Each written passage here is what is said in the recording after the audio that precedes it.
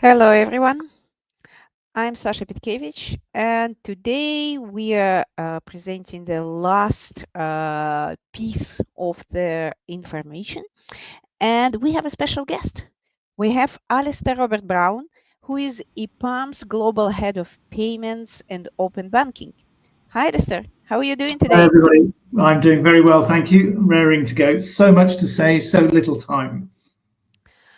Yes, but we have time, and let's start. Alistair, tell us a little bit about yourself, your role at EPAM, and what actually you are responsible for, so our audience knew you better. Because after that, I'm going to torture you with the questions which are not about traditional financial systems, but about stable coins. Well, that's exactly the point. So I'm the global head of open banking, payments, digital money. Um, I've been with the company for 10 years. I've reported to FB throughout that entire phase of time because he sees this as a way of cutting through into modern banking in all its forms. We consult, design, and build in this space, and it's very important that that's understood as a continuum from A to Z, start to finish, soup to nuts, if you like, because the consulting part is understanding all of the complex new legislation, regulation, as well as the new technology. And those external factors are completely changing the game radically across the world, but in different ways, at different speeds, for different reasons. And that's what keeps us so damn busy, because what's happening in Europe may be different from the States, and again from the Middle East, and so on and so on. And if you take open banking as just one example of that, it began as a European concept. We did a whole load of programs modernizing and changing and adapting the whole ecosystem in Europe. And then, of course, suddenly Dodd-Frank 1033 creates the American environment to make that happen. 7 or 10 years after the Europeans did it, we did a lovely little conference down in the Middle East just 3 weeks ago on what the Middle East is doing to reinterpret that, and so on, and so on, and so on. We read the regulations, and you'll hear about that in a minute regarding stablecoin. We recognize what the changes that should come about could be with all of our clients, tier one banks, challenger banks, fintechs, and then, of course, the card companies trying to stay in the game. We work around the entire ecosystem worldwide. It's very, very lively. These are all transformational programs, and we've, as a result, cross-trained a lot of developers and solution architects and BAs in the domain through my internal academy, so that everybody can understand what this stuff is all about, because there's an incredible amount of complexity. Payments, just to be clear, should be dull, boring, predictable, seamless, invisible. It's none of those things. It's very lively. It's prone to error. It adopts new technology, sometimes too slowly, sometimes too quickly, but it's a fascinating space. So we've got people all over the world doing some great things with MasterCard, with Visa, with American Express, with Santander Bank, with a whole bunch of others.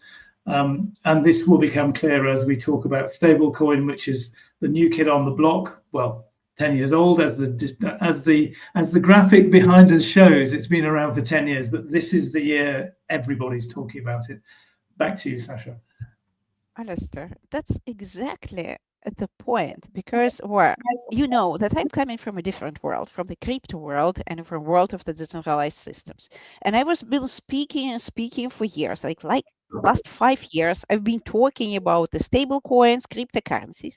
But suddenly, last year, we've seen that the major financial institutions in the payment chains, like you mentioned, like Visa, PayPal, Stripe, they started to integrate stable coins into their core services.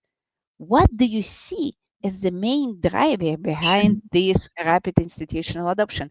What has changed that now we have So this avalanche of like cryptocurrencies dissolving into traditional payment systems? it's a fascinating pivotal moment in the history of finance, quite simply. There are now 150 stable coins out there, and that's going to accelerate rapidly, as this picture behind me suggests. So what's going on? There's a political element which we need to emphasize, because how do we avoid volatility? Because the volatility of cryptocurrencies is one of the main reasons that crypto has been kept to the edges of the financial services world. We make it stable by tethering it one to one against a different fiat currency, and it's usually the dollar. 99% of those stable coins are tethered to the dollar. There are 3 or 4 different types of stablecoin, which we'll talk about in a minute. But effectively, once it's tethered to the dollar, we eventually, inevitably, we favor the dollar as a worldwide currency. One of the major trends out there is de-dollarization. Mr. and President Donald Trump is furious because he doesn't want de-dollarization. He wants the dollar to continue to dominate world finance. I guess he would, wouldn't he? The fact is, we'll talk about CBDCs in a minute, but as soon as central banks adopt their own digital money, that's not connected to the dollar at all. So he's trying like mad to disfavor CBDCs and favor stablecoin because they're always tethered most likely to the dollar. You can tether it to something else to create that stability that's necessary for it to be a convincing and sustainable and secure method of payment. Gold, yes, as an alternative, and indeed commodities of any sort.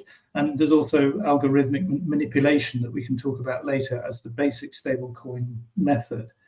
But because most of it's tethered to the dollar, it means the American companies that are fintechs, like Stripe, like PayPal, and indeed Visa and all the rest, they will continue to survive by tethering some sort of stable coin, favoring some sort of stable coin, tethering it to the dollar. So that's the first thing to understand.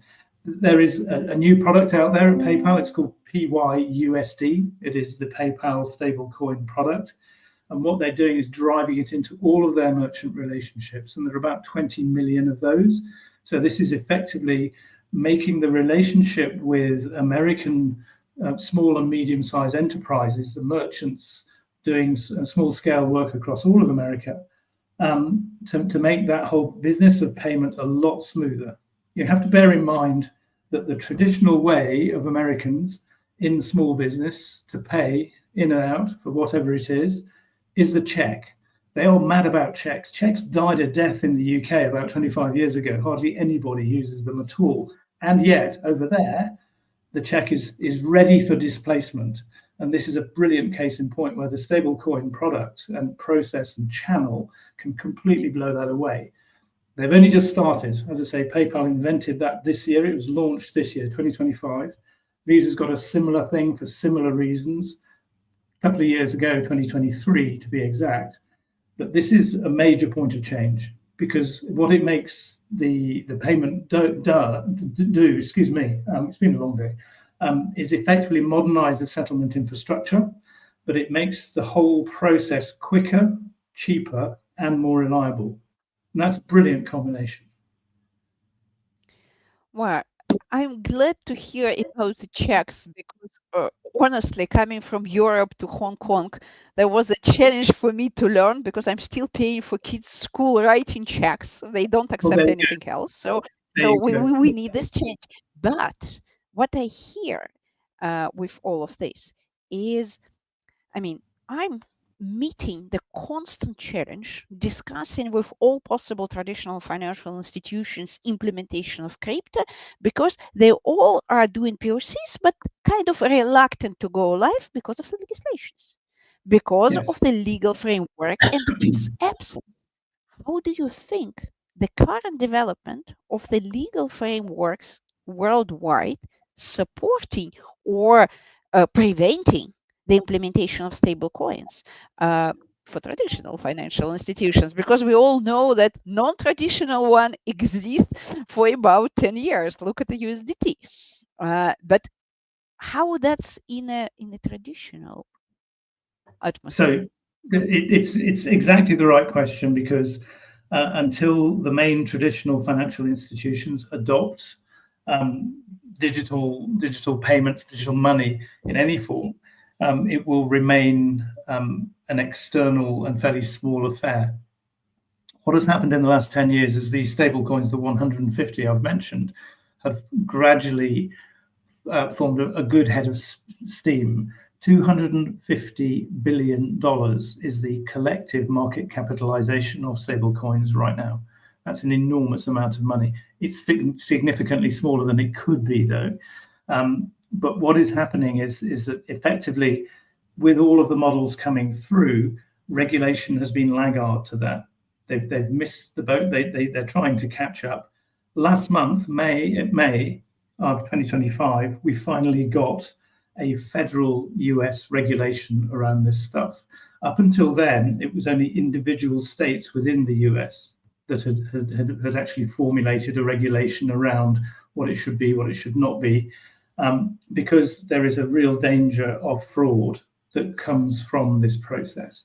It is open to fraud, that the AML risk is significant, and there has to be a framework around that to protect the users.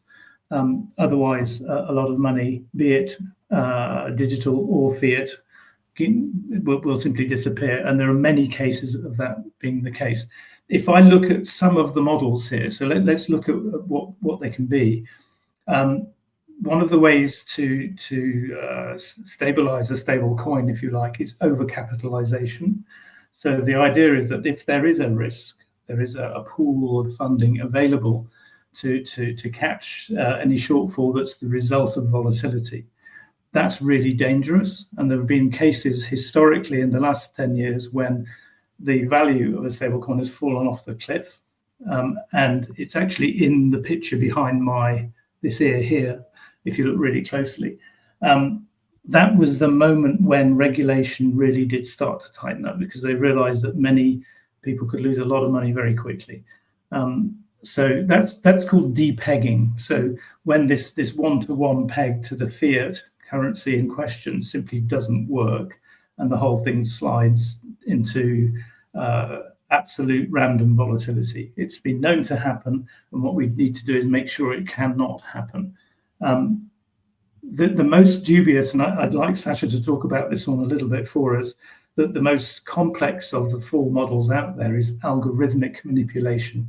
It represents only 0.2% of all of the stable coins out there, so it's a tiny, tiny proportion. However, it's out there, and what it does is fit together a calculation set of enormous complexity to ensure that the token supply never runs out. Now, most of them are tethered to the dollar, 87% tethered to the dollar. It's much more reliable. You can see exactly where you stand. But I guess my point to you, Sasha, is that the risk of a complete meltdown from the algorithmic model is one that we need to perhaps talk about and maybe dismiss completely. But maybe you don't think that. I don't know. Well, for me, there is always a risk. And Yes. While we are speaking about cryptocurrencies or the crypto world, the users are normally prepared for that, and that's the nature of the crypto world. While you are trying to move that to the traditional financial institutions, trying to assure everyone that it will always be stable, then we are stumbled across the perfectness of the algorithms, of the mathematical ones, which can be proven, but it's like there are not that many, because it's a lot of work. It's a lot of I would say science and a lot of thinking behind. And unfortunately, as I can see, the traditional financial institution goes differently. Because normally what being implemented by Visa, by those chains, it's not that scientific.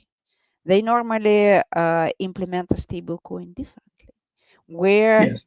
yeah, indeed that's just a backed up coin, where you are trying to maintain its value out of like the artificial, like not mathematical algorithms.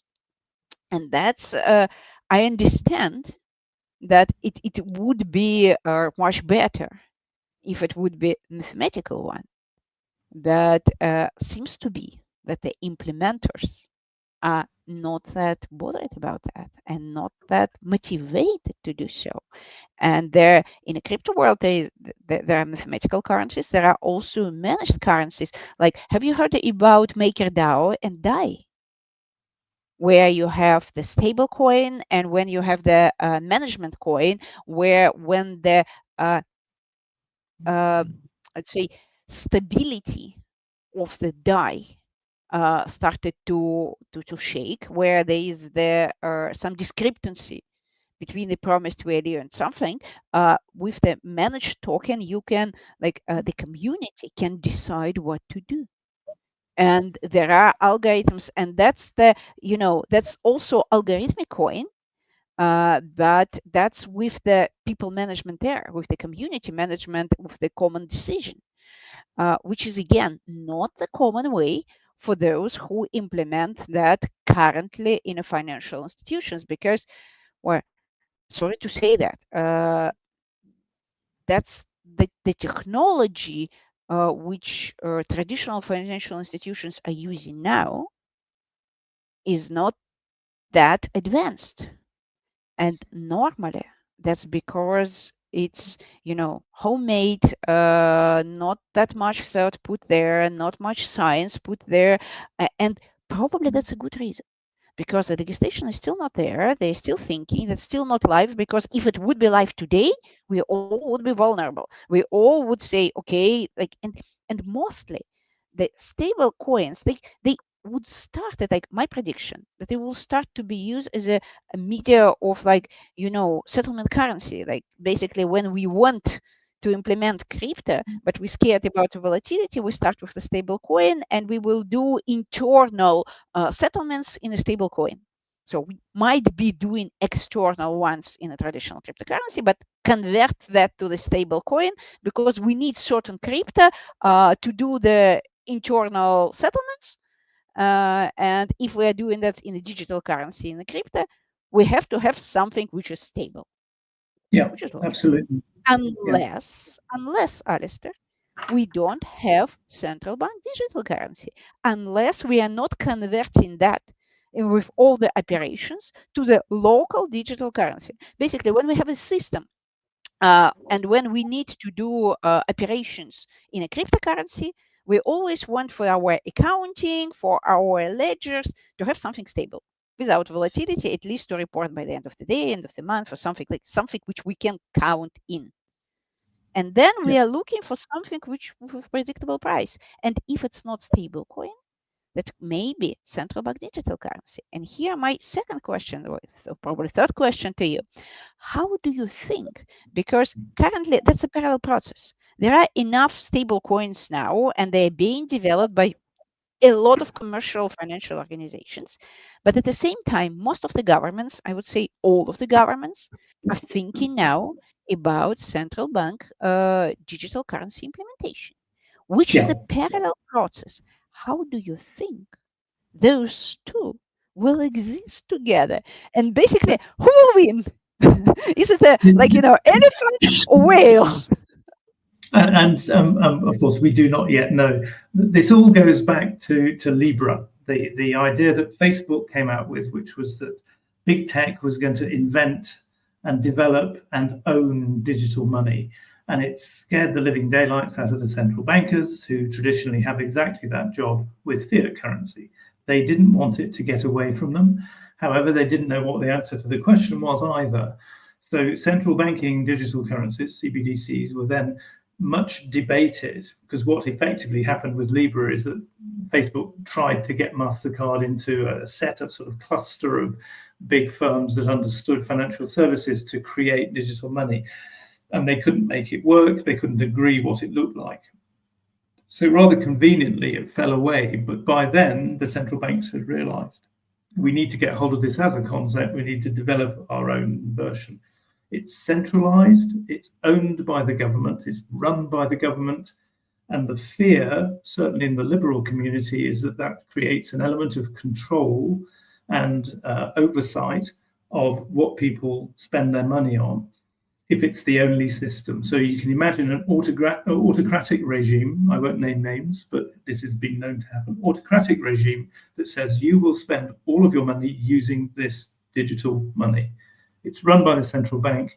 We have complete visibility of every single transaction from you to this person, from that business to you. All of that's super clear. It means that if you're in a snooping regime, you have nowhere to hide. If you've got nothing to hide, it's fine. If you have got something to hide, it will be found out immediately. The transparency is there. This is, of course, an advantage for digital money because you've got complete control and complete transparency. It can be seen as very positive. So they're the strengths and weaknesses of the CBDC. There are only really 4 or 5 out there at the moment. Everybody else is sitting around thinking about it. So the Bank of England has the Project Rosalind, which is gradually grinding through the gears of progressing towards what might become the digital pound. Similar sort of process with the Fed and the digital dollar. Sasha and I collaborated with the National Bank of Georgia last year and at the beginning of this year on 5 proofs of concept for a CBDC in the digital lari, so the Georgian digital money. And in fact, we only stopped because there was a sense that the political backdrop in that country at the moment doesn't really favor going any further with it. But we were ready, having looked at real estate escrow, having looked at a commemorative coin, which was a non-fungible token, having looked at a government bond that we invented with the help of a Lithuanian fintech called Axiology, that effectively we could bring this into modern day, everyday life in Tbilisi and across Georgia. So 3.7 million people, by putting it onto a digital capability, a mobile phone, part of the existing mobile apps that they have through their existing commercial bank relationships. So it's nearly there in some of these places. The less risk-averse countries are starting to think about this as a practical operational thing rather than just a bunch of concepts.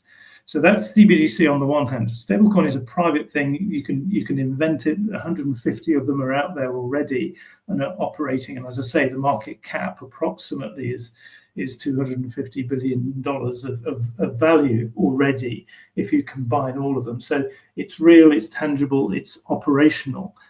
But of course, it's more open to fraud and risk as well. But it's not centralized to the state, and it doesn't have all of those police state negatives associated with it.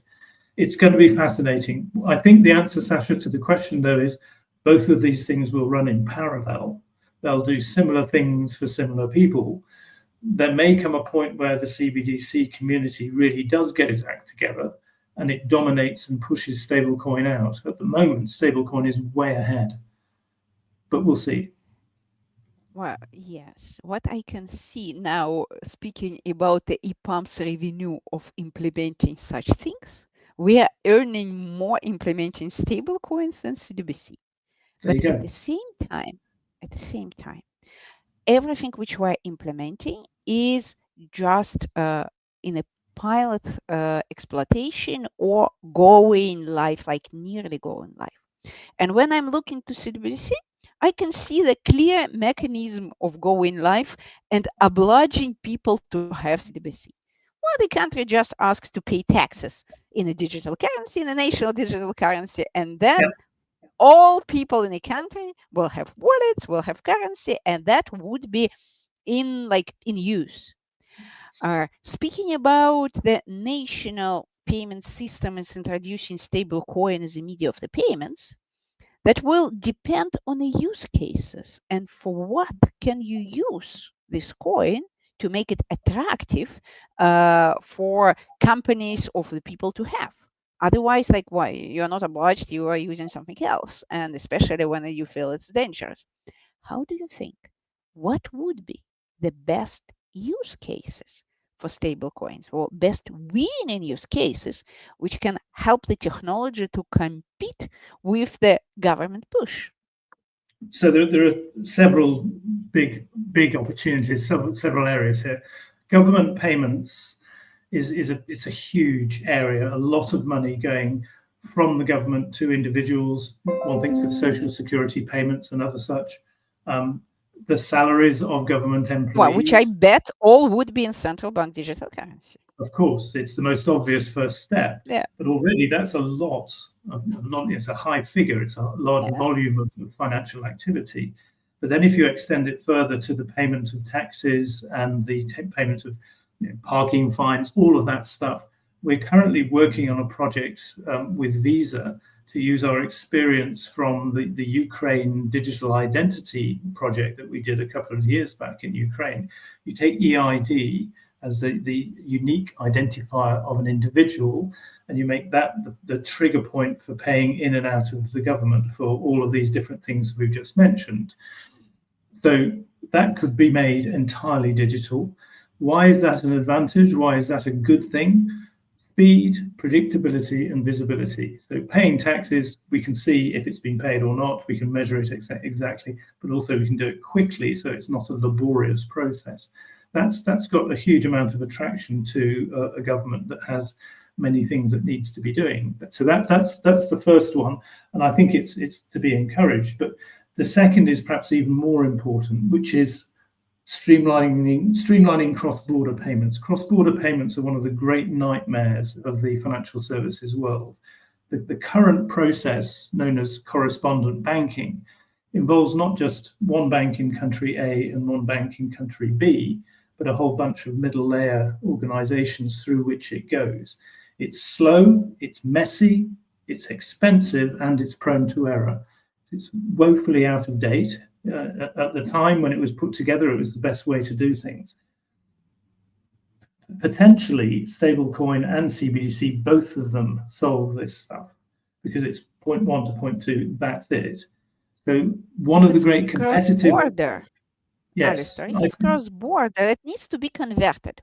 Are we going to have fixes in central bank digital currency? So this is one of the more cutting edge, bleeding edge perhaps ideas, but there has been a discussion between our colleagues in the National Bank of Georgia and their equivalents in the Central Bank of Turkey to take the whole trade route between those two countries. So Georgia's biggest trading partner is Turkey, okay? To put that all into digital money that is CBDC on both sides. So it's entirely visible, and the convertibility between those two currencies is understood and fixed and reliable. The savings to both countries across that huge volume of activity, potentially very large. This is only at the very high level conceptual stage at the moment. There's a long way to go, but you can see the way that is heading as a potential use case on a grand scale. All of these bilateral relationships across the globe. Yeah. Alistair, please, excuse me, but when I hear that from the, when I need a cross-country payment, I will go to Ripple network without any conversion or to USDT, and then I will not pay conversion fees. Like, okay, I know about the corresponding banking. At least, well, we eliminate that, but with CBDC, we will still need to convert, and then there would be the courses, the market makers, all of that. Well, I prefer to have a stable coin which is stable and across the globe the same, and settle that without extra, I'm coming from a different world because you all tell me, but legislations there. When it comes back to the battleground between these two forms of digital money, stablecoin wins the game, exactly for the reasons you described. Okay, so that's another one though. I think we can talk also about, what else have I got here? Remittances. So if you look at foreign workers paying their money back to the original country from which they come, Western Union and all of those lovely remittance companies are charging quite a lot of money. Okay, so if we can make this faster and cheaper, then we're really on a very high volume of activity that moves from that existing traditional set of players across to stablecoin. I think that will happen. I think it's started to happen already, and that we've got some good Yeah, evidence that that's it's. my word. I already know a lot of solutions like this, and I already know about like the third world countries where most of the remittance is done in a stable coins, and that's the reason they have the majority of the wallets and something. So this it's probably will reach the developed world soon, and that's what we actually see now. But I Yeah. would say that if we will look globally, it's already happening to the great extent. I mean, Yeah. all those amount of the stable coins, that's mostly remittance. Yes.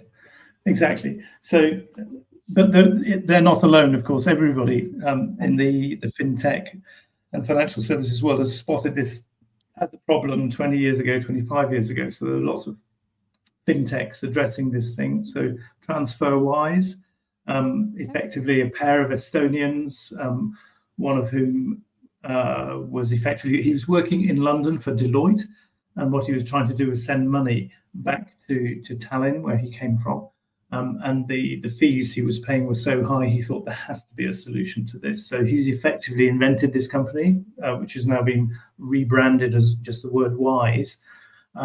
Its market cap is huge, and he's a multi-billionaire as a result of finding a solution that is effectively a different blend, different version of this same problem being resolved with new technology. And the fees, of course, are much lower. So the winner here is the consumer. There's no doubt about it. Alistair, I'm afraid that we are at the end of our wonderful conversation. I can talk to you hours and hours, but I'm not sure. Like we need to look if we have any questions from the public. And I do have a little elf helper who will tell me where the questions are and if we have anything.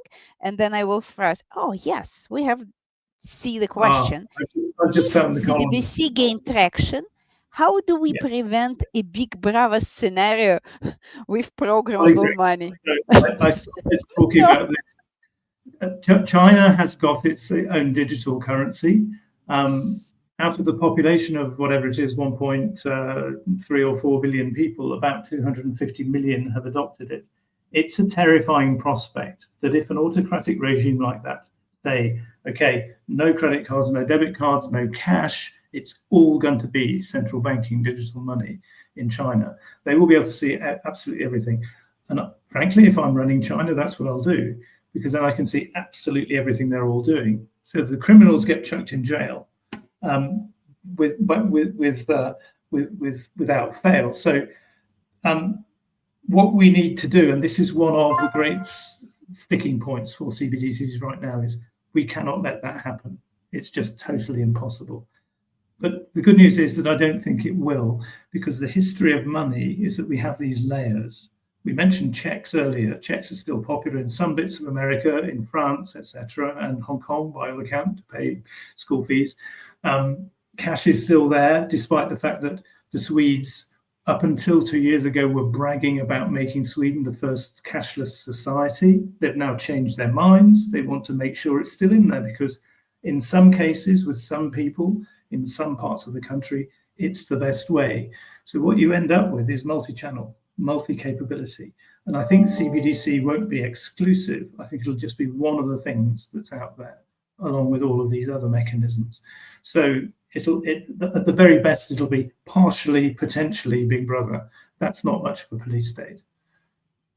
Well, Alistair, can I add to that? I do believe that any government, not only China government, would like to control that completely. And the CBDC is like a holy grail for that because all the taxes are being paid, everything is white, everything is known, who is rich, who is not. Nobody can hide anything. Uh, Alistair, how do you think? But currently we have FATF, which is speaking about anti-money laundering and advising other governments how the payments should be done. Do you think that there would be organization or would FATF do that or somebody else who will advise governances how So, to manage CBDC fairly, not to like, I mean, not to discriminate people or like do you think that it will happen or not? Does it have a chance? Do we believe There's in that society? so there's a key word in finance in general, banking in general, which is this five-letter word, trust. The reason the big banks survive is because ultimately we trust them, whether that's the right attitude or not. They are perhaps more trustworthy than most other organizations out there, which is why they survive. CBDCs have got to have the same level of trust. And the problem at the moment with um, uh, governments that would be in charge of CBDCs through their central banks is that there's a lack of trust developing on an absolutely huge global scale, as we can see if we read the newspapers every morning, as I regrettably do myself. So it's problematic. It really is problematic. I don't think there's an easy answer to that. But I think this is coming anyway. And I think the get out clause, looking at the question that I can see here posed at 8:12 p.m., is that the Big Brother scenario will only be partially true. I think if it's legitimate, it's the payment of taxes, because tax avoidance is one of the things that undermines a government's ability to get its job done. So years ago, I once read, I think the Italian tax avoidance level was about 16%, and the Greek was twice as much. So there's a lot of money that's just not going into the right place. So if this thing solves that problem, and I dare say my stats are out of date badly, but worldwide there's a lot of tax that remains unpaid. So there's a lot of progress to be made, and I think that's a positive thing. Do we have next question? Yes. Well, Alistair, question. Once CBDC develop in Europe compete directly with the commercial banks? If yes, that cannot be great for the economy. It can. It can. The commercial banks need to kick up the backside every single year because they're incredibly inefficient. One of the things that they might be doing at the commercial banks is saying, okay, if we are the conduit for commercial CBDCs to go through into society, then they're part of a bigger process. The way to see this and imagine it is hub and spoke. So the central banks dictate policy, but put together the essential mechanism, in this case, CBDCs. And then it's down the spokes of the wheel, if you like, to the individual commercial banks to release the money through their systems into society. That's what we were trying to do in Georgia. And we may yet come back to it because we got to the point where the mobile app on the phone for each individual bank, and there are only two big banks in Georgia, so you can get the whole team around the same table, basically. You could put digital lari as part of the payment methods available through the same app through those two main commercial banks. So the relationship the relationship between central banks and commercial banks is always slightly different from country to country, but that basic principle applies. So if anything else, what it does is enable the commercial banks to add an extra layer to the payment channels that they enable. Well, I haven't seen any central bank who said that they're ready to maintain individual retail accounts, which means that central banks will issue the currency and then distribute that to the commercial banks who will execute at least retail. And most likely acquiring will come also from a commercial bank. So the as usual, central bank would only control and issue. Well, I Which think it means remains that to be seen. Go on. I think it remains to be seen how much responsibility the central banks want to take. And they could become full-on bankers effectively and take over the whole process. I don't think they want to. I think a lot of them are basically PhD economists who'd rather be in the back room just thinking about the concepts, but not actually executing them. They want to leave that to the commercial banks. So in many cases, there'll be a balanced relationship to enable this to happen. But let's see, we don't know. well, I still doubt if if we will look to how much the central bank will need to invest for the whole structure of maintaining retail accounts with all the support and everything. Well, it's hardly seen possible anytime soon in any relatively big country, and which leads us to again to the services which the commercial banks are offering to the generic public over CBDC, which means that still extra fees and extra cost. And when we are speaking about the cheapness of the transactions, there still needs to be the agreement with the commercial banks, which still wants to earn money. So I don't see that much benefits here in such an implementation, because we still have the commercial banks as a middleman in between governance who's issuing money and the people who are using money. But probably we will save on technology. Probably technology wise, it would be easier traceable, all this auditability, which will lower down the cost of the commercial bank, and we will have the lower cost of maintaining money, which probably will result on us having the money services at slightly lower cost. I But agree. but Absolutely. but the structure I think will stay the same, because even if we will look how much the ordinary central bank will need to do to get rid of the middleman in terms of the commercial bank and offer the services which a commercial bank is offering, or at least a half of the services of maintaining accounts and restoring accounts and something like this, and doing KYC, uh, then I do not expect that it will happen in England soon or in any European country soon. No, I do agree. As I said earlier, the balance between central banks and commercial banks is different from country to country, and the level of power and the distribution of capability is different. But ultimately, the commercial banks take the main pressure here. Here's a thought. I go to quite a lot of payments and banking conferences, and there's a man who pops up every conference without fail. Stuart Bailey works for Lloyds Banking Group, fantastic guy, and he says, "What are you learning out there?" Because I know that when finally the Bank of England does decide on a digital pound, they'll be knocking on my door and the equivalent door at Barclays and NatWest and three or four of the other banks. It'll be the same 6, 7, 8, 9 banks who will have to do all the work. His nightmare is that he gets this tidal wave that moves into his inbox at high speed, and he's got to solve all of the operational problems. It's going to land on him as the commercial, the payments head for Lloyds Banking Group. So what he's feeding off is what I'm learning in Tbilisi when we go to figure out these things in countries which have a less risk-averse approach to these things. And this is where EPAM is such a powerful company, because we can take our learnings from country X and put them into country Y. That's very, very popular, because it gives them a 2 or 3 year advance notice as to what they have to do.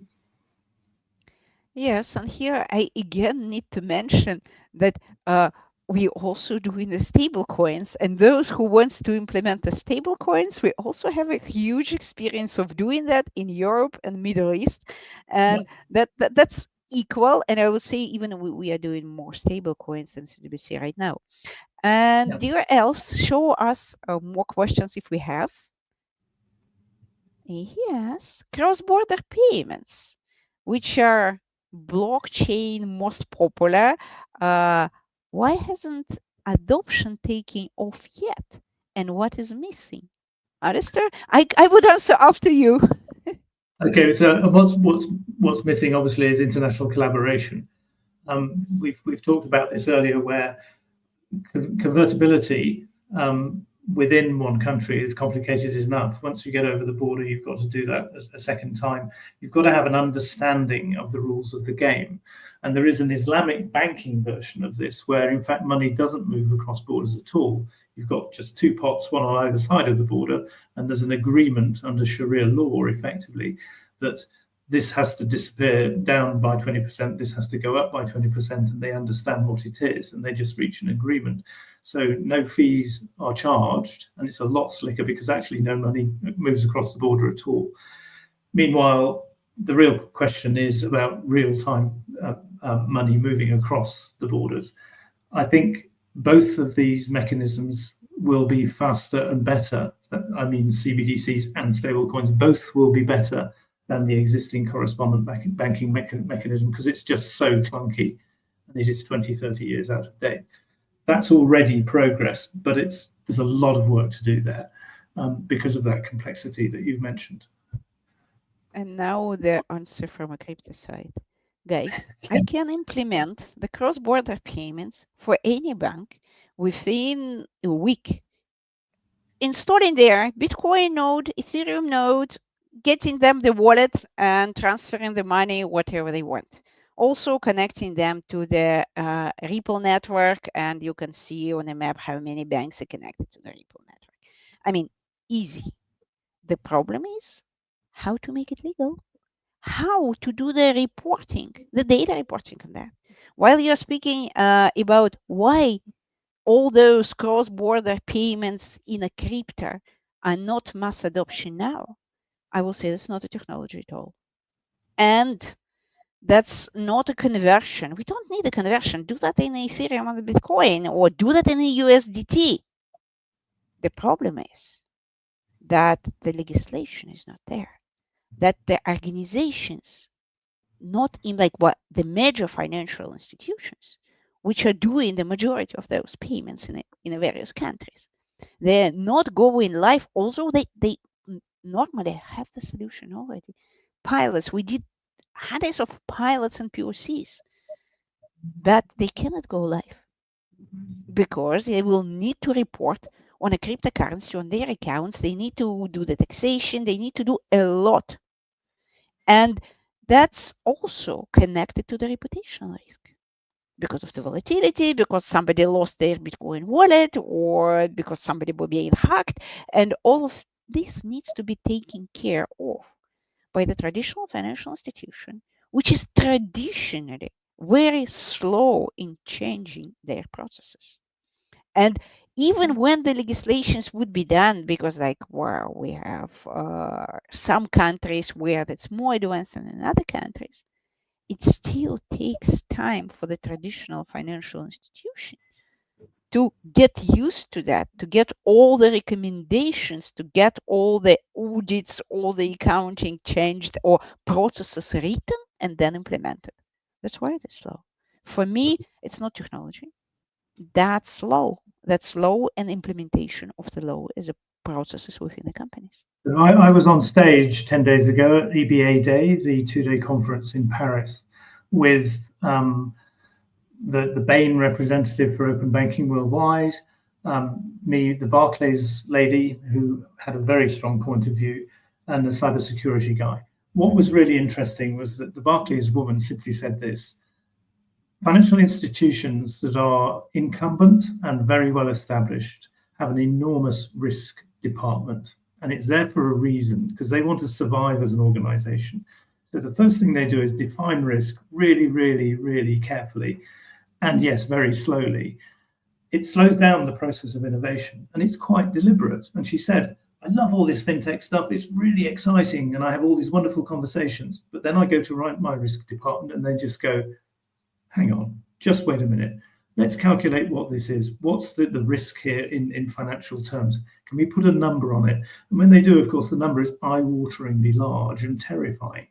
So as often as not, an innovation is at least postponed, if not completely stopped. So that's one of the reasons why this stuff just isn't happening as fluently as possible. And you get alternative providers like Revolut, that's gone from being a tiny organization to hugely successful in a relatively short period of time, and now has a market cap that's as large as some of the incumbent banks. It's an alternative. There has to be an alternative method. Revolut eventually, though, they'll develop their own risk department for the same reason, because they want to survive. It would eventually slow down the same way. Which means that we are doomed. We are close to the talking the whole hour and winning to be the largest presentation over the whole event. Do we have more questions? Or real-time payments? Why would they switch? Yeah. Okay. And I think the answer is the main things we've mentioned here, which is measurability, auditability, visibility, and speed. And ultimately, it should be and double spends. yes, it should be cheaper as well. So that they're the main headline reasons. Um, Blockchain based, yes, but not completely blockchain, by the way. If you look at what we've done with our finality project, which we haven't mentioned yet, so real time gross settlement, um, most of that technology is robust, but it's very old and it needs to be replaced. I'm currently sitting in Armenia, where the central bank here has got an entire RTGS replacement scheme, and the RFP to do so comes out in a month or two's time. They know that we've built one, so we're in the box seat to answer that RFP. Finality was a consortium of about 12 banks that put $2 to $3 million each into the program in order to build a much faster, slicker RTGS system using blockchain technology. They overstated the blockchain requirement within that. So we did some very good blue sky thinking that said there's a bit of blockchain in here, but frankly, it's optional. It's not necessary. But then we took the whole thing to minimum viable product.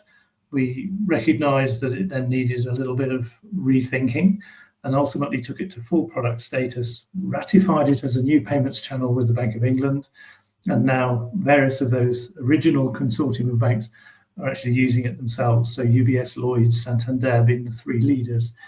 Next step for finality is to Americanize the whole thing, so to ratify the payment process as built by us with the Fed in America. So they've changed their C-suite. Their new CEO is, guess what, ex of the Fed.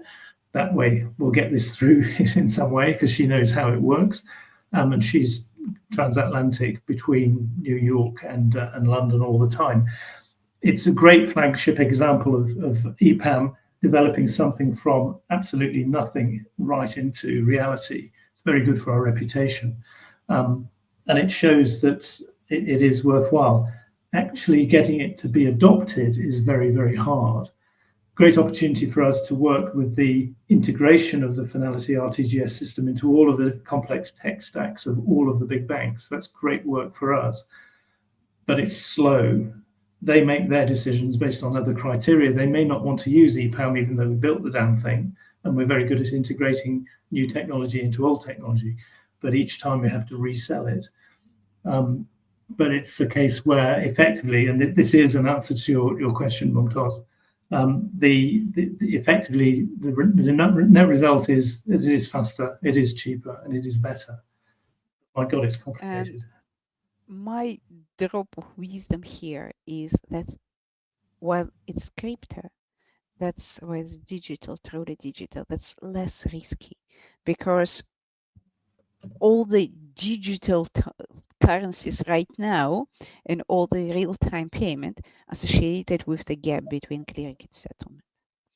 And only when you implement that through the digital currency, that's instantaneous. When you have a gap between clearing and settlement, it means that you are risking the double spend. And when it's through digital money, that's cannot happen.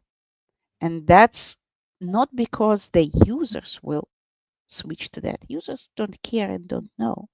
It's because of the providers of those payments will switch to that because it's safer and cheaper. Next question, dear elves.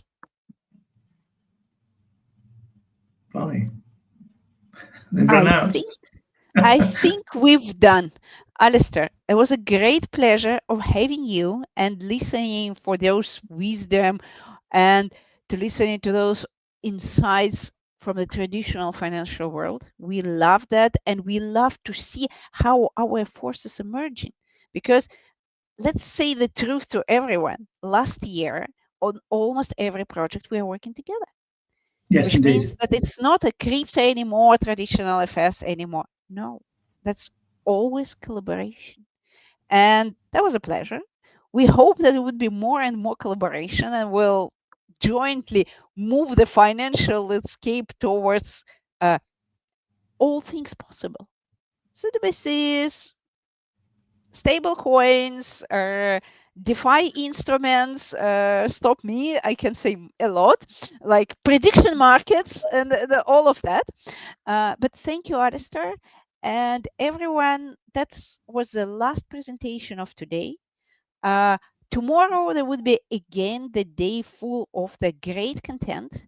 Let's say thank to Alistair and stay with us. Connect tomorrow and enjoy our conference. Thank you for being with us. Bye bye.